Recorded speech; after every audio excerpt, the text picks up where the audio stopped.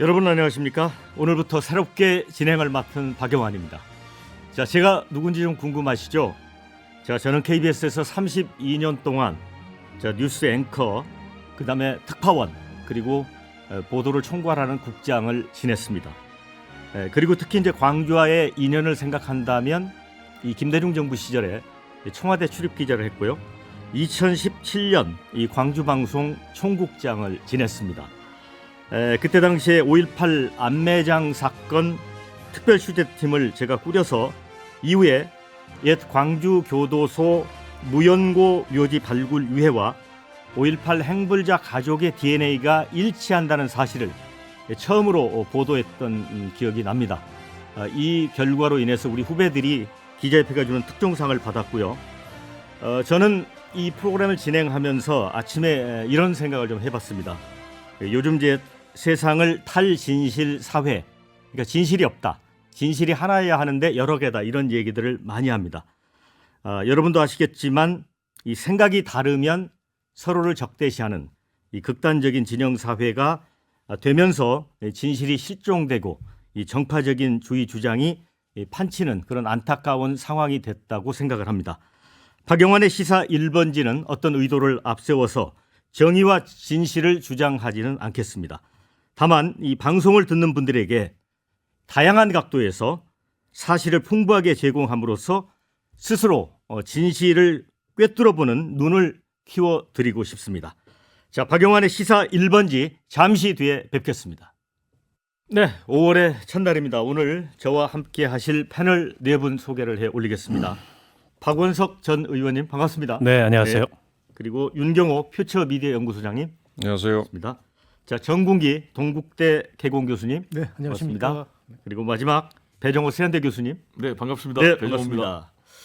자, 이제 오늘의 첫 번째 주제는 외교 현안부터 살펴보도록 하겠습니다. 어제 이제 윤석열 대통령이 미국 방문을 마치고 돌아왔는데 아무래도 이제 한국형의 확장 억제 방안, 이게 이제 성과도 아니다, 논란도 있지만 이 워싱턴 선언, 이게 이제 중요한 성과물인 건 맞는 것 같습니다.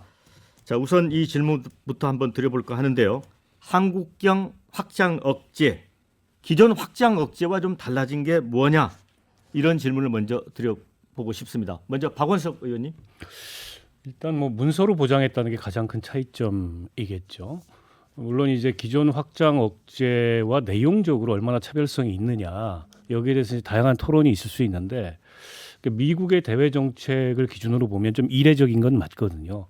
그게 동맹이든 우방이든 어쨌든 핵전력 운영과 관련돼서 별도의 문서로 뭔가 선언을 남겼다는 것은 기존 이제 확장 억제 개념보다는 조금 더 진전된 거 아니냐, 이런 평가를 할 수 있을 것 같고요.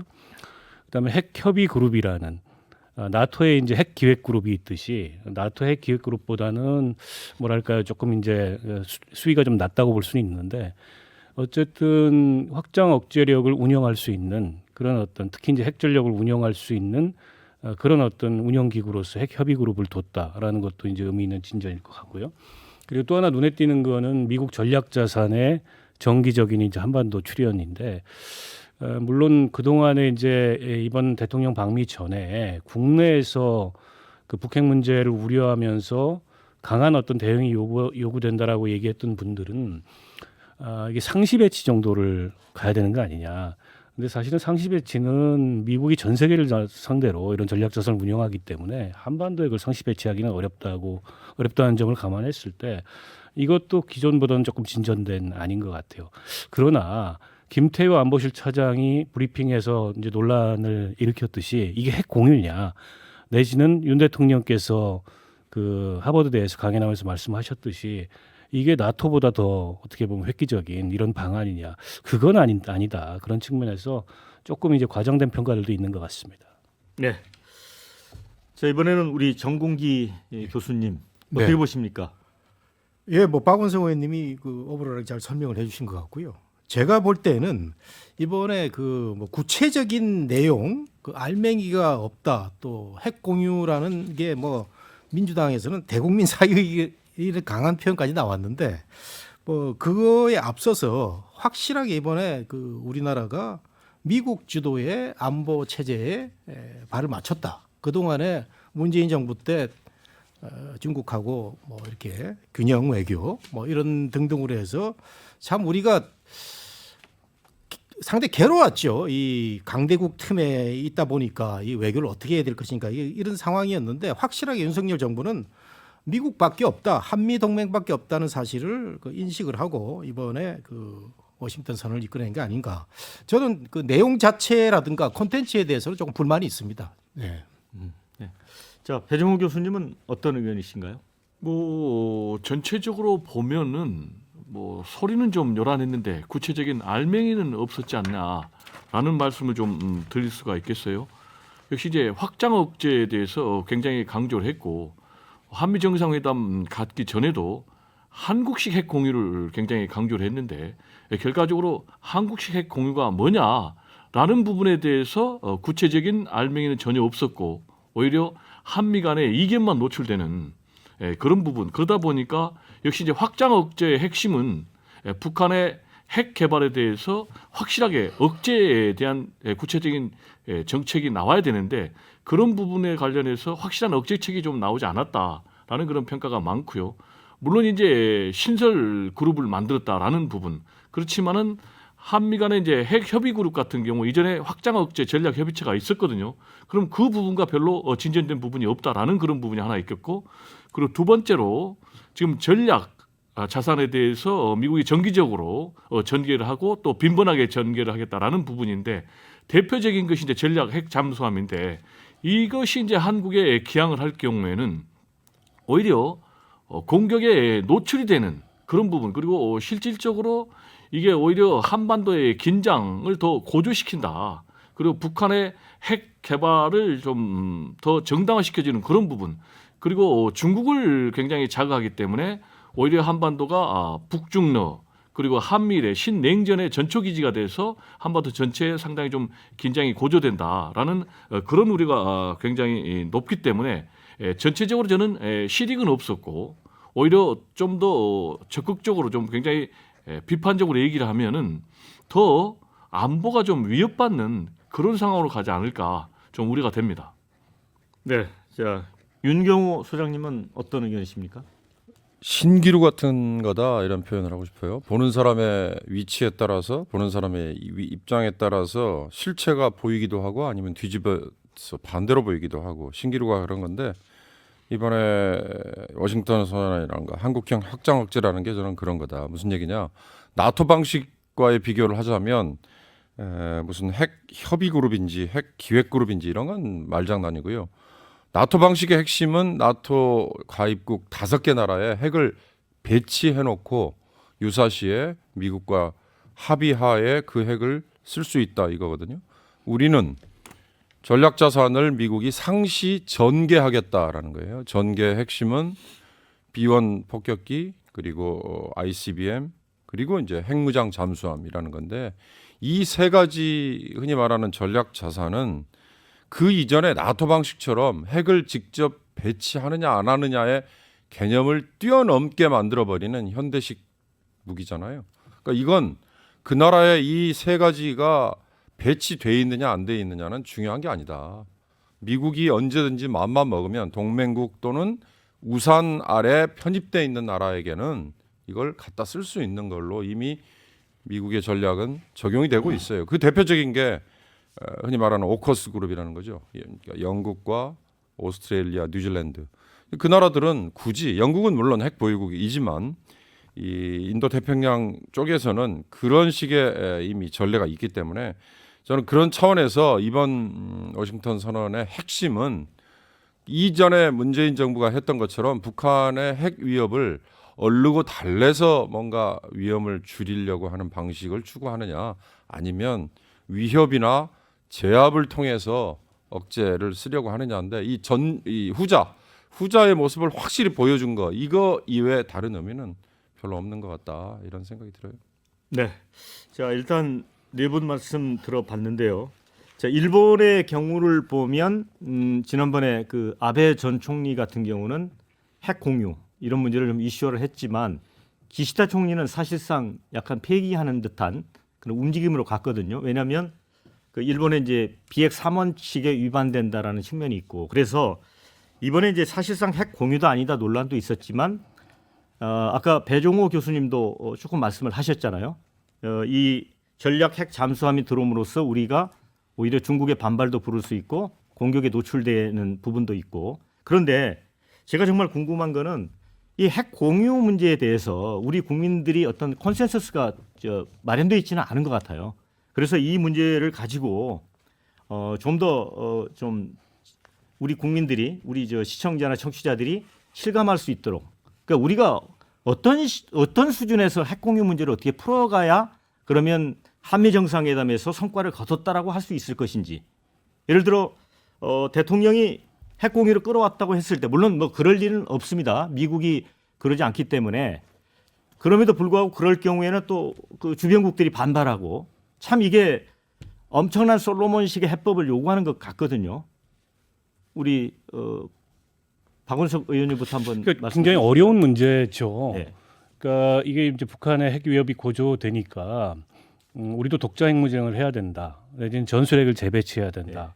뭐 나토식 핵 공유 모델로 가야 된다. 이런 요구들이 특히 이제 보수 진영 내부에서 빗발쳤는데 과연 그렇다고 해서 북한의 핵전력 고도화 의지를 꺾을 수 있느냐?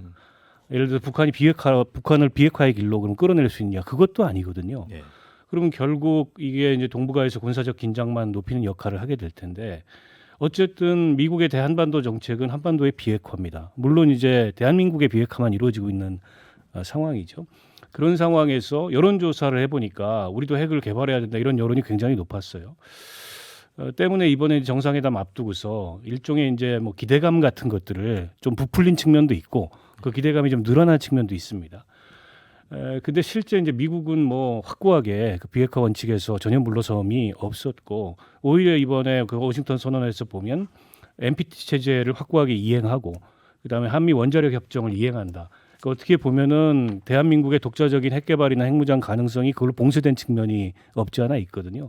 물론 현실적으로 불가능하고 바람직하지도 않지만 그게 이렇게 봉쇄되다 보니까 이번에 우리가 얻은 조치에 비해서는 일종의 이제 군사적 자주권이 너무 봉쇄된 거 아니냐 이런 비판도 한편에 있는 것 같아요.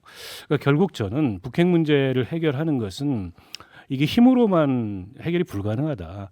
결국에는 다른 한편으로 대화로 또 평화의 그 방법으로 비핵화를 이뤄내야 되는데 지난 정부가 이제 그걸 주로 그 방안을 주로 방점을 두고서 하다 보니까 결과가 좋지 않았다. 그러니까 이 정부는 기조를 180도 바꿔가지고 힘으로 하겠다. 평화를 보장할 수 있는 힘이다 이렇게 주장하고 있는데 근데 사실 그 논리에도 모순이 굉장히 많죠. 어쨌든 그건 미국의 통제하에 있는 거고 그리고 우리가 힘으로 뭐 비핵화를 이뤄내겠다 그러면은 더더욱 그거는 북을 자극하고 군사적 긴장을 높이는 이런 어떤 모순된 결과를 발생시키잖아요. 결국 그러면 이 일종의 이제 양면 작전이 있어야 되는데 우리가 군사적으로 확고한 대비 태세를 갖추되 또 이 평화의 길을 포기할 수 없는 거기 때문에 대화를 이끌어내고 해야 되는데 그 방면에 있어서 전혀 눈 감고 있다는 게 이 정부의 외교 안보 정책이 어떻게 보면 반쪽만의 정책이다. 그런 점에서 과연 이게 실질적으로 북한 핵의 고도화나 북핵 의지를 꺾을 수 있을까? 제가 보기에는 오히려 북은 이럴수록 더 어쨌든 핵 의지를 불태울 거고 더 어떻게 보면 핵전력을 고도화하려는 그런 도발을 이어가지 않을까 그런 점이 걱정되는 거죠. 네. 박 의원님 말씀 잘 들었습니다. 그런데 이제 우리가 이제 비핵화에 그동안 뭐 수십 년 동안 지금 매달려 왔는데 이제 성과는 없고 북한은 이제 투발 수단이나 모든 면에서 엄청나게 핵을 고도화하고 있습니다. 그래서 그런 부분 때문에 아마 국민들이 참 답답해하는 것 같아요. 아까 뭐 딜레마 상황이라고 볼 수 있는데 자 이제 그럼에도 불구하고 그런 과정에서 이제 우리도 핵 개발을 해야 된다할지 뭐 이런 이제 주장들도 나오는 것 같고요. 정kun기 교수님, 네. 이런 답답함을 해소할 수 있는 방안이 없습니까? 그래서 이번에 윤석열 대통령이 방미에서 이걸 해소를 사실상 한 거라고 봅니다.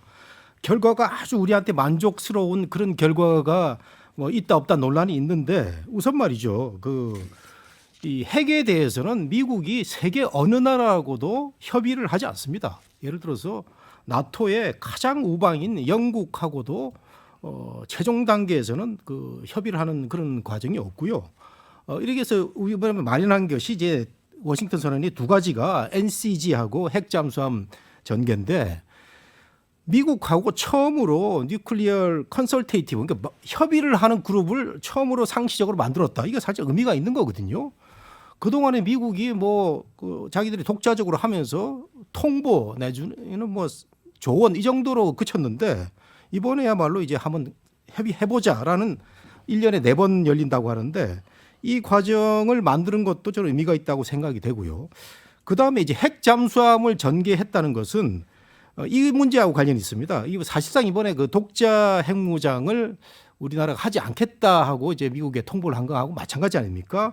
그렇다면 우리의 안보는 어떻게 되는가 하는데 아까 우리 윤경호 위원님 말씀하신 대로 대표님 말씀하신 대로 이 핵 잠수함이 이 상시적으로 들어온다는 얘기는 벌써 이거는 핵무기가 배치된 거라고 볼 수도 있고 아닌 거라도 볼 수 있는 아주 복잡한 이런 함수 관계 속에서 최선의 그 어떤 그 마련을 한 게 아닌가 생각이 되는데 문제는 이제 미국이라는 나라가 핵 공유라는 걸 세계 어느 나라하고도 하지 않는다. 물론 겉으로는 나토에 5개 나라가 있습니다. 영국, 프랑스, 독일, 터키, 투르키하고 이렇게 한다고 돼 있는데 이 핵 공유라는 말은 그 동맹국의 핵 창고 시설을 미국이 빌릴 수 있느냐에 동의하느냐 하고 그다음에 유사시에 투르키예가 미국의 핵무기를 실어서 때릴 수 있느냐 이게 이제 핵 공유인데 이 핵 공유란 말을 김태효 1차장이 너무 쉽게 생각한 겁니다. 네. 이런 그 전문가들의 아주 엄정한 단어를 쉽게 얘기한 거예요. 이렇게 얘기했지 않습니까?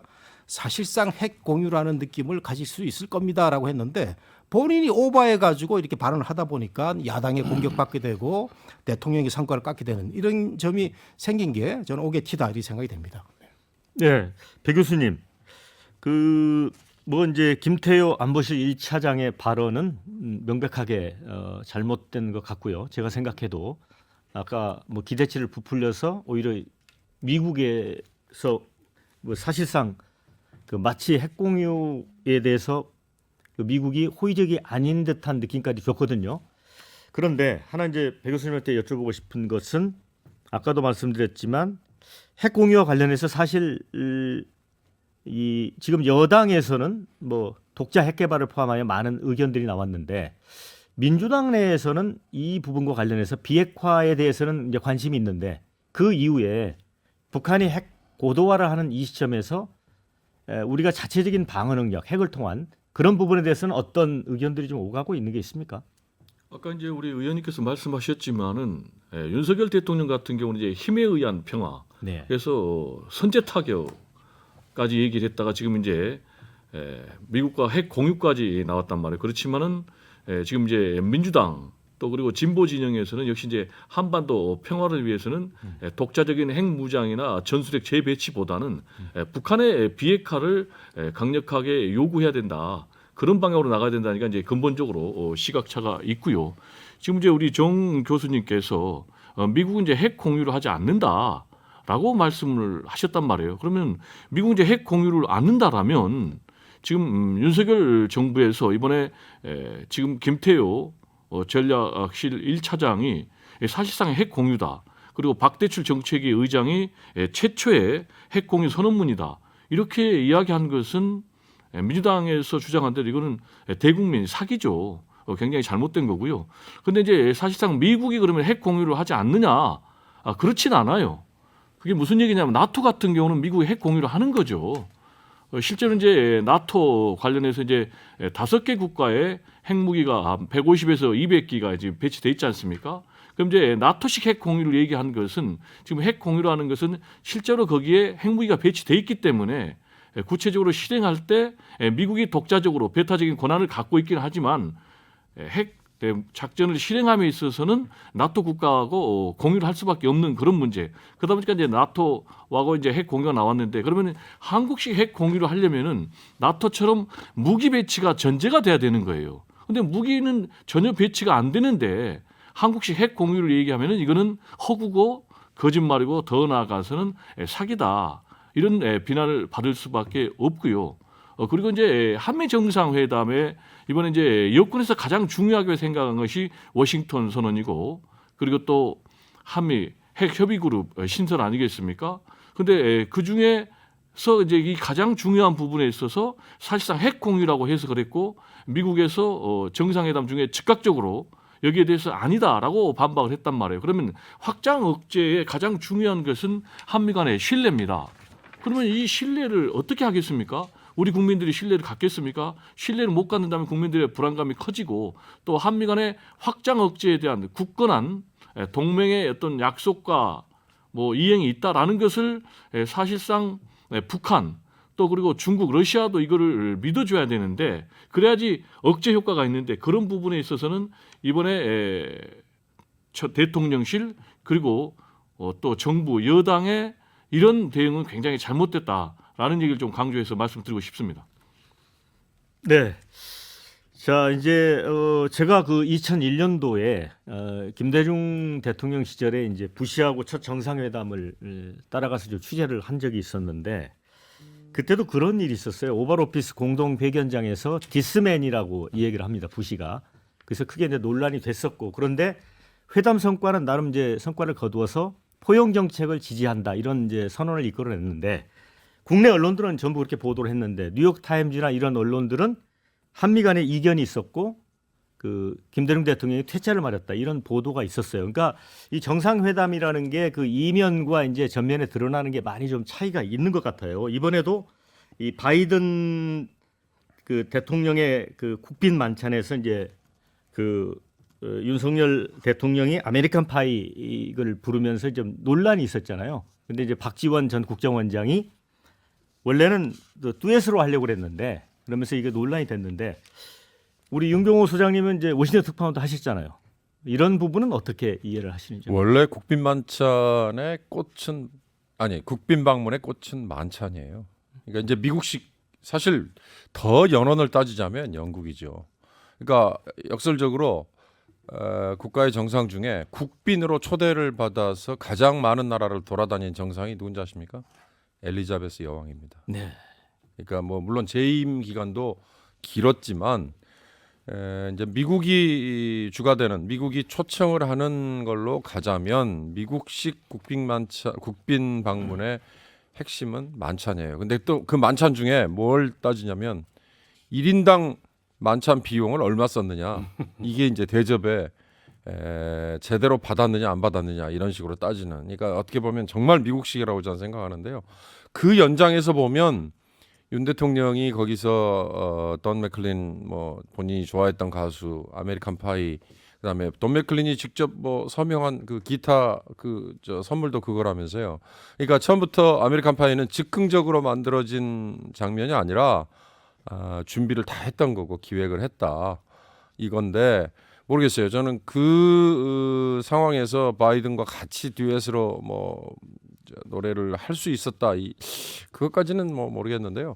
그 자체만으로는 저는 뭐 굉장한 포커스를 받았고 네. 그다음에 미국식 또 이 환대 네. 현장에 있었던 이를테면 상하원 의원들이나 아니면 미국의 뭐 정계 경제계 인사들이 엄청난 박수를 보내준 건 맞잖아요. 그러니까 이제 그 자체는 의미가 있어요. 그런데 문제는 대통령의 미국 방문이 오로지 그런 식의 눈에 보이는 치장 환대 이제 이거에 다 치우쳐서 나중에 뭐 속빈 강정 아니냐 이제 이런 비판을 받으니까 오히려 그게 본말이 자칫 잘못하면 뒤바뀌어 버리는 문제가 있다 그런 우려가 있는 거죠. 네, 이제 일부 시간이 좀 많지 않아서 이번에는 이 한미 정상회담 관련 부분은 이제 정부가 후속 조치를 할 것 같고요. 간호법 개정안 이제 그 야당 주도로 이제 단독 처리가 됐는데 이게 또 대통령이 이 양곡관리법에 이어서 과연 거부권을 행사할 건가? 아니면 정치적 부담 때문에 뭐 청와대 내부는 뭐 의견이 분분하다고 그래요.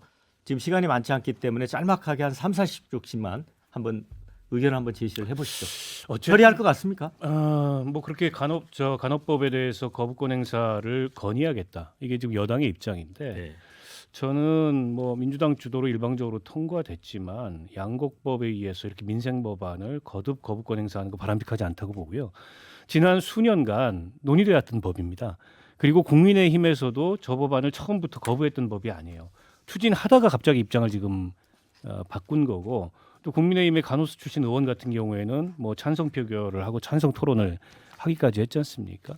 그리고 윤 대통령이 후보 시절에 간호사 단체를 찾아가서 이 법 꼭 만들겠다 약속을 했어요.